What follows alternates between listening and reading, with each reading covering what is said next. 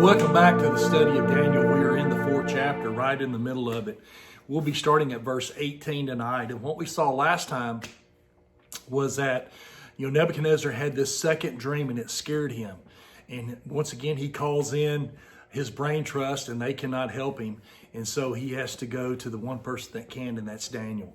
And so now what we're going to look at tonight is the interpretation of the dream. So not really sure how long it's going to go tonight, but I think we'll probably finish up chapter 4 here tonight. So let's get our Bibles turned to the fourth chapter of Daniel and look at verse 18. It says this: "This dream I, King Nebuchadnezzar, have seen.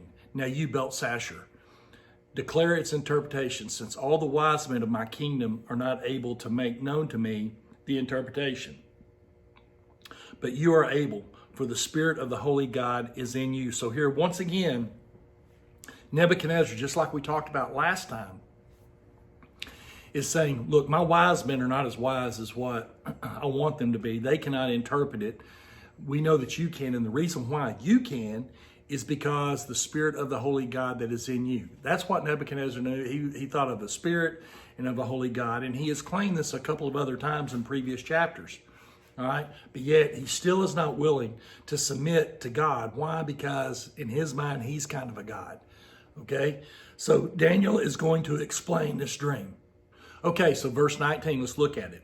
"Then Daniel, whose name was Belteshazzar," remember that's his Chaldean name, "was astonished for a time, and his thoughts troubled him. So the king spoke and said, Belteshazzar, do not let the dream or its interpretations trouble you. Belteshazzar," now listen to this answer, "answered and said, My Lord, may the dream concern those who hate you, and its interpretation concern your enemies." All right, so we see a glimpse here of Daniel's heart towards Nebuchadnezzar. He did not hate Nebuchadnezzar at all. You would kind of think that he would have been one that hated Nebuchadnezzar because he had destroyed Jerusalem. He had taken them into bondage, but he did not. I mean, the one thing that we see here is that, Daniel has forgiven Nebuchadnezzar, and Daniel is serving Nebuchadnezzar the very best that he possibly can. And he's very troubled. So Daniel is very troubled by this dream that Nebuchadnezzar is telling him, because before he tells him, he knows that the dream is about him and about his downfall for a time. And so we would think that Daniel would be glad that Nebuchadnezzar was getting his due, but he's not. He is very troubled. And we see that at the very end of verse 19, because he says, "My Lord, may the dream concern those who hate you." So obviously he does not hate him. And its interpretation concern who? Your enemies. So he's hoping, he's wishing that this was about the enemies of Nebuchadnezzar. But it's not. And so that is why Daniel is troubled. But look what Nebuchadnezzar says. He says, look, do not be scared. Tell me the truth. Okay?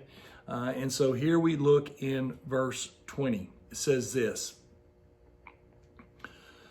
"The tree that you saw, which grew and became strong, whose height reaches to the heavens, which could be seen by all the earth, whose leaves were lovely and its fruit abundant, in which was food for all, under which the beasts of the field dwelt, in whose branches the birds of the heavens had their home.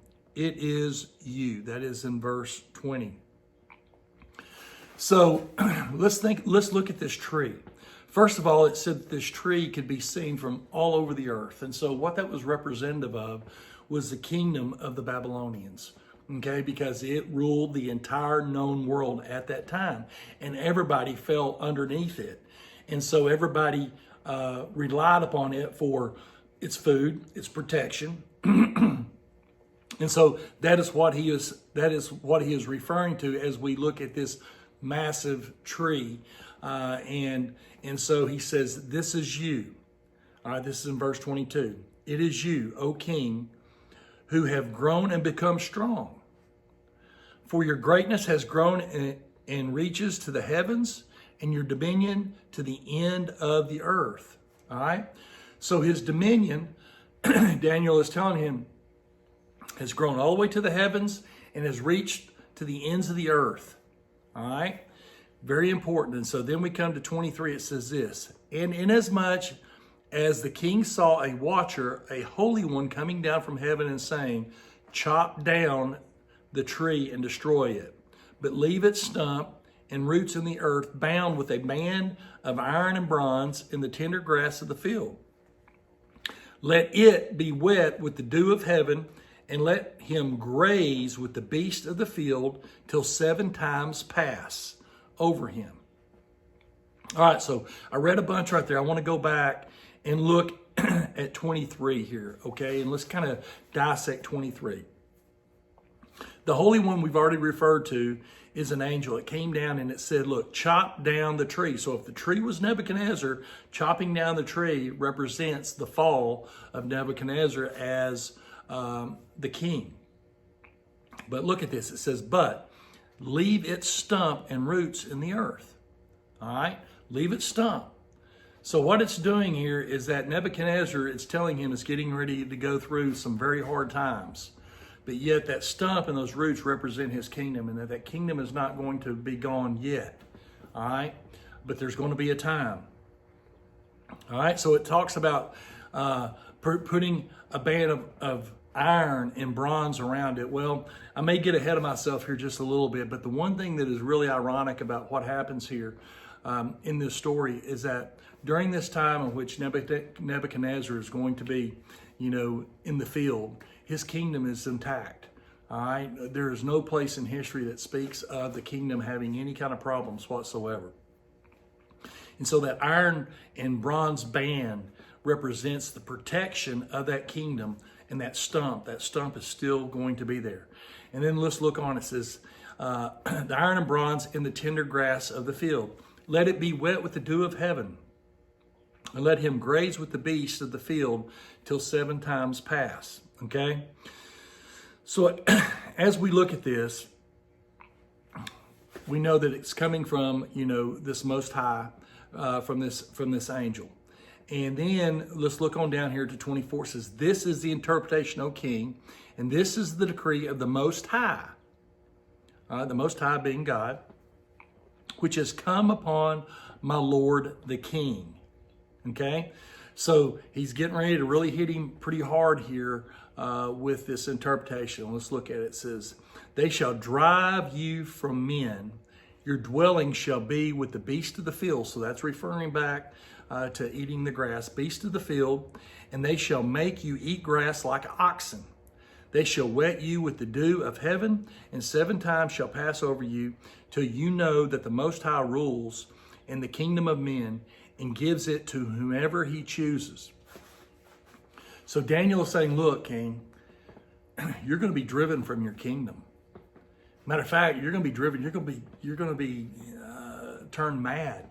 You're going to take on really the heart of a beast, and you're going to eat grass, and you're going to dwell, in the fields. All right. Now, do you think Nebuchadnezzar could really even wrap his head around that? No, I don't think so. If you look on in 25, it says they shall drive you away, and 7 times shall pass. Now, what does that mean? 7 times. Well, a time is a year, so we're looking at 7 years. So he was driven away for 7 years. 7 years. Now, isn't that ironic? 7 years. 7 is the number of completion in the Bible. All right, 7 days of creation. Right. And so for 7 years, he was going to live like this. He was going to live, and this is how long it was going to take for God to awaken Nebuchadnezzar that God was God, or God is God, and that Nebuchadnezzar is just a man that has been given power, that has abused his power, that has, really mocked God in a lot of ways, and God is getting ready to deal with him very, very harshly. 26 says this, and inasmuch as they gave the command to leave the stump and the roots of the tree, your kingdom shall be assured to you after you come to know that heaven rules. So Daniel's saying, look, after that 7-year period, your kingdom is still going to be intact. Okay? But you're not going to come back until you realize that heaven is in charge, not you. you're prideful. You stood up on your walls, and you talk about how beautiful your creation is. When in actuality, God has given you all of this authority, all of this power, all of this wealth, all of this success. It has come from God in heaven, not from you. So in 26, we see that he says, look, your king your kingdom will stay intact. So now let's look at this cry basically in verse 27. It says, therefore, O king, let my advice be acceptable to you. Break off your sins by being righteous, and your iniquities by showing mercy to the poor. Perhaps there may be a lengthening of your prosperity. So Daniel's saying, look, this is my interpretation, but if you'll change right now, if you will change right now and you will break off your sin of pride and you will become righteous and you will turn to God, maybe God will show mercy on you and will extend and or lengthen your prosperity. So here is Daniel pleading, all right, for Nebuchadnezzar to do this. But what we're going to find is that there was no repentance. There was still a very proud heart in the king, because I'm sure in the king's mind, he was thinking, there is no way that I am going to become a beast. Just like whenever the first dream was interpreted to him in the five kingdoms, thinking about the Medo-Persians at the time, they were a servant state basically to Babylon. And to think that they would be the ones that would take them over, it just didn't register in his mind because of how great his kingdom had become. So let's look at verse 28, and this is where things really take a turn. It says, all this came upon King Nebuchadnezzar. At the end of 12 months, he was walking about the royal palace of Babylon. Now, this interpretation happened. 12 months went by. So did God give Nebuchadnezzar some time? Absolutely, just like he does us. We spoke of this earlier. Aren't we so thankful that God does not just strike us down the moment in which, we commit sin, or maybe even with our conscience when we're living in sin. He gives us time. He gives us time to turn towards him, to turn back to him. All right. And this is exactly what he's done. But let's look and see what happens here in verse 30. And this reminds me, if you go to Proverbs 16:18, what does it tell us? That pride before the fall, right? It tells us about pride before the fall. So this is exactly what is getting ready to happen here in 30. It says, the king spoke, saying, is not this great Babylon that I have built for a royal dwelling by my mighty power and for the honor of my majesty?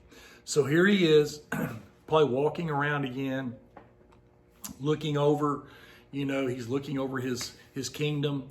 One of the seven wonders of the world, the Hanging Gardens of Babylon, was there that he had made for his wife. Just probably a very beautiful place. We know that there was a ton of gold that was involved in Babylon. And so he was very prideful of the things that he had created. And so he spoke it from his mouth. He spoke this, which really flew in the face of God. And let's look at the reaction. Verse 31. It said, while the word was still in the king's mouth, a voice fell from heaven. Yeah. King Nebuchadnezzar, to you it is spoken, the kingdom has departed from you. And they shall drive you from men, and your dwelling shall be with the beasts of the field. They shall make you eat grass like oxen, and 7 times shall pass over you until you know that the Most High rules in the kingdom of men and gives it to whoever he chooses. So that's about the 3rd time that we've seen this phrase, the Most High rules in the kingdom of men and gives it to whomever he chooses. So as I spoke about last time, this should be very comforting to us as we look at the situation that we're in our world today. We think that things are falling apart when really and truly they're falling into place. Okay, and so at this moment in which pride hit the pinnacle, this is when God spoke down and said, nope, enough is enough. You will be driven from this. And so let's look at the consequences that occur in verse 33. It says, that very hour, the word was fulfilled concerning Nebuchadnezzar. He was driven from men and ate grass like oxen. His body was wet with dew of heaven till his hair had grown like eagle's feathers and his nails like bird claws. Now, folks, I don't even know where to start there on trying to explain this. But what we do know is this, is that the word of God is true. And so at that moment, he was driven. We know that he was driven out. He probably went mad at that time. He was driven out into the fields. And he's going to spend 7 years there. Now, obviously there's a lot of things that we can think about here. We can think about him being protected. How did he look? What was going on during this time? And there's all sorts of, you start looking and researching this. And I know there's some scientific names for people that go crazy like this. I don't care about any of that. I think the main thing is this: God said it, thus saith the Lord. So because God said it, it happened. And it's not for us really to really understand maybe totally, but we get a picture of what occurred because he was warned that first of all, the tree would be cut down, the stump would be left, he'd be driven to eat grass, that the dew would fall on him. It tells us here that his hair is going to be grow like eagle feathers, and his nails are going to be like bird claws. And so that is exactly what occurred. I was looking through and I went and, I've referred to the historian Josephus a good bit. And so I went to his book and in the 10th chapter, I want to read this excerpt from Josephus. It said this, and he was writing in reference to Nebuchadnezzar. He says, "But let no one blame me for writing down everything of this nature, as I find it in our ancient books." So Josephus is writing about this from the ancient books. "For as to that matter, I have plainly assured those that think me defective in any such point or complain of my management, and have told them in the beginning of this history that I intended to do no more than translate the Hebrew books into the Greek language and promise them to explain those facts without adding anything to them of my own or taking anything away from them." And so this is actually speaking. Josephus writes of Nebuchadnezzar being in the desert, for this 7-year period. And so this came from his writings. And I just want to give that to you, because there's really no historical that we have found that I know of reference to this, except for Josephus speaking of this a little bit. And not that we need it, but I just wanted to be able to share that with you just a little bit. Now, God has dished out his judgment on Nebuchadnezzar, but he also made a promise to him that his kingdom would be left intact. And so I want us to look at this. We're going to take this last little bit and look at this prayer that Nebuchadnezzar is going to have towards God. It says, "At the end of the time, I, Nebuchadnezzar, lifted my eyes to heaven, and my understanding returned to me. And I blessed the Most High and praised and honored him who lives forever." So at the end of that 7-year period, his understanding came back to him. And the first thing he did was he praised God. And he says, the Most High. I praise the Most High and honor him who lives forever. Let's look on. It says, "For his dominion is an everlasting dominion." And his kingdom is from generation to generation. The kingdom of heaven is generation to generation, and his dominion is everlasting. If we look at 35, it says this. It says, "All the inhabitants of the earth are reputed as nothing. He does according to his will in the army of heaven and among the inhabitants of the earth. No one can restrain his hand or say to him, 'What have you done?'" So Nebuchadnezzar is speaking of God, and his sovereignty. He truly acknowledges God here in I need to step back here in 34 and let's look at this. He says, he honors who lives forever. That's one point. His dominion is everlasting. Second point. His kingdom is generation to generation. All right. Verse 35 says, he does according to his will with the army of heaven.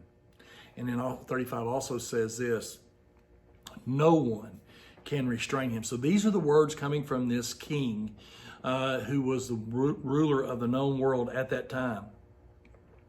He has had a change of heart at this point in time. And we need to hear this. I think it gives hope to anybody that has led a life that maybe has not been right. That anybody at any given time can come to God and he will accept them. Let's look at 36.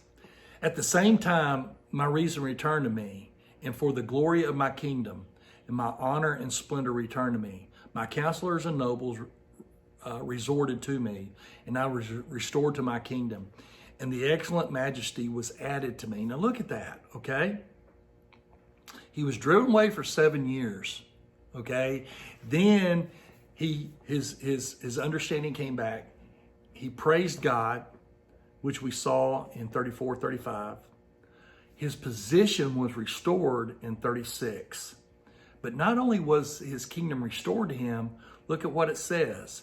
And his excellent majesty was added to him. It was added to him. Now we know it was only a few more years, probably less than 10 before he passed away. But there was a time after this time of judgment, this 7 years, in which he reigned. All right. And he reigned in a way in which he acknowledged God.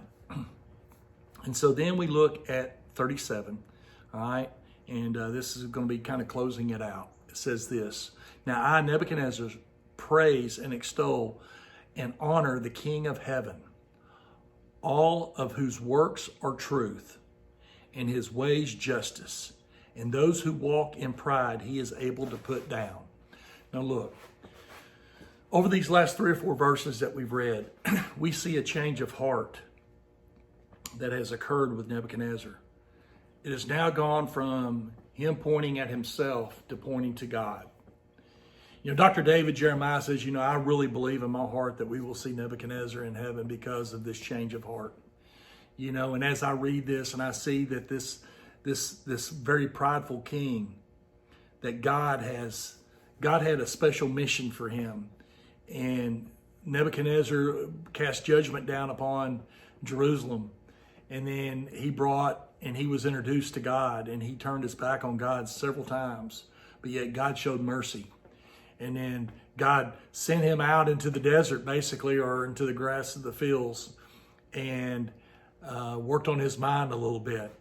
And after 7 years he came back, he was restored. He pointed to God. And he praised God. And he acknowledged that God was the one in charge, not him. And so because of that, I believe the same way that this was a true change of heart, that this man that was so brutal, over time, because of the trials and tribulations that he had gone through, that he saw that God was God. And he acknowledges this because he said he is the King of heaven. All whose works are truth, and his ways justice. Think about that now. His ways are just. All right. So he's saying that me being sent off for 7 years was just, that I deserve that. And those who walk in pride, he is able to put down. And I'm telling you, we know that God hates a prideful person, and we know that was really one of the original sin was pride. And so I hope as we look here in the 4th chapter, and we see this exit of Nebuchadnezzar, all right, that this is really a chapter of hope, that, no matter who you are, no matter where you come from, no matter what your background is, that God is God and God is merciful. And as long as you're still breathing, you have an opportunity to confess that Jesus is Lord. And so I hope you've enjoyed this. This has been a great chapter to look at, to dig into. And we will be looking at, Daniel 5 coming up the next time. We love you. God bless.